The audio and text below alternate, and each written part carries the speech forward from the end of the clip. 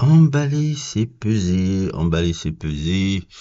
doucement et sûrement, les hommes de Luis Enrique vont en finale, vont en finale, sans match plus ou moins maîtrisé. Mais si tout se passe bien sans accroc,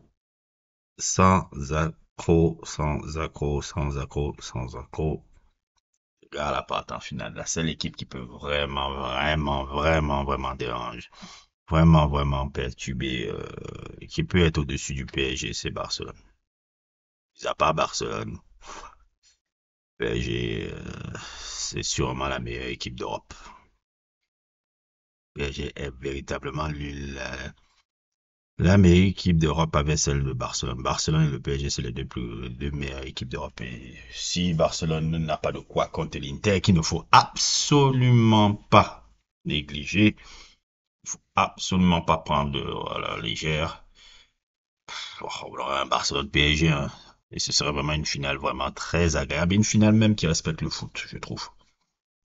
Dans cette ère de football individualiste, bullshit à la con, on a deux équipes qui prônent un jeu collectif, deux équipes où les individualités sont au service du collectif. Je trouve que c'est ça de voir Barcelone et le PSG. Tout aussi l'Inter aussi, hein, même Arsenal, hein, même les quatre équipes là, c'est ça. Hein.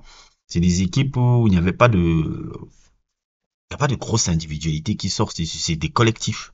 Que ce soit l'Inter, que ce soit Arsenal, que ce soit Barcelone, ou que ce soit le PSG, c'est des équipes collectives. Et je trouve que c'est très simple pour le football d'avoir eu ces quatre équipes-là en demi-finale de la Ligue des Champions. On allait du football où on était tout le temps sur les individualités, les individualités.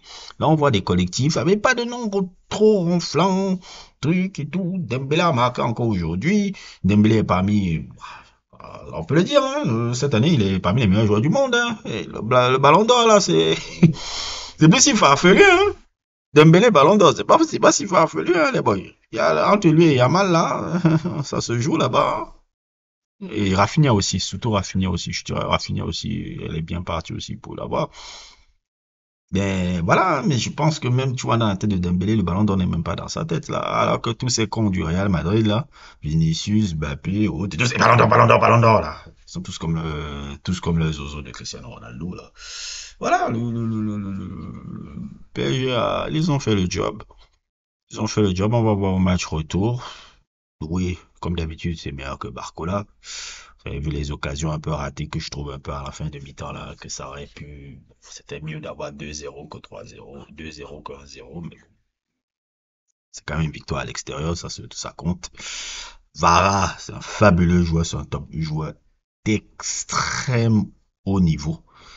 Vraiment, Ribéry, petit Ribéry là, c'est.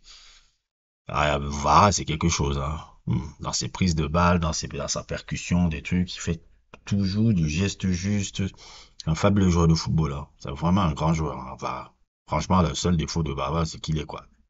Georgien. Il vient de la Géorgie, c'est ça. C'est ça son seul défaut, c'est qu'il est georgien. Mais franchement, ça, un mec comme ça, là, c'est un fabuleux joueur. Dans le PSG,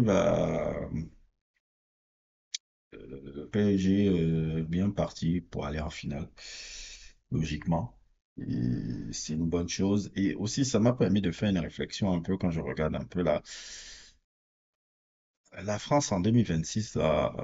Hmm, ça peut être quelque chose. Hein. La France en 2026, là, avec les joueurs qu'ils ont, je vois Barcola, je vois Doué, je vois Olysée, tous ces footeux-là, je vois Olysée, je vois Mbappé qui sera un peu à la fleur de l'âge, même qu'on explique que Mbappé a fait une sale saison. Apparemment, Mbappé a fait une sale saison. Bon, bref, vous connaissez les footix. Avec tous ces joueurs-là, la France peut gagner même encore le mondial 2026. Mais c'est tout ce qui manque à la France, c'est un super milieu de terrain.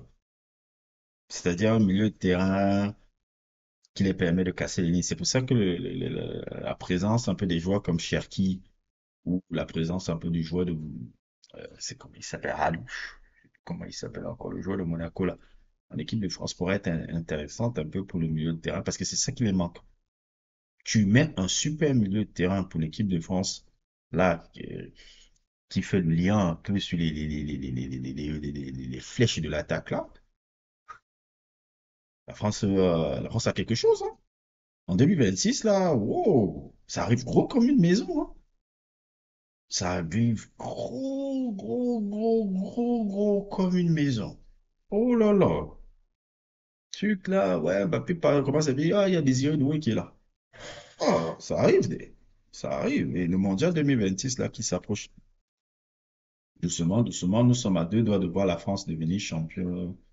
Ça m'étonnerait pas qu'il soulève le mondial l'année prochaine, hein. Quand je vois un peu les jeunes qui montent là-bas dans ce pays-là en ce moment encore là, je dis, de toute façon, le réservoir parisien, il est un peu incroyable. Je sais pas qu'est-ce que la région parisienne ressort tout le temps des joueurs comme ça. En tout cas, ça arrive, ça arrive, ça arrive bientôt. Bref.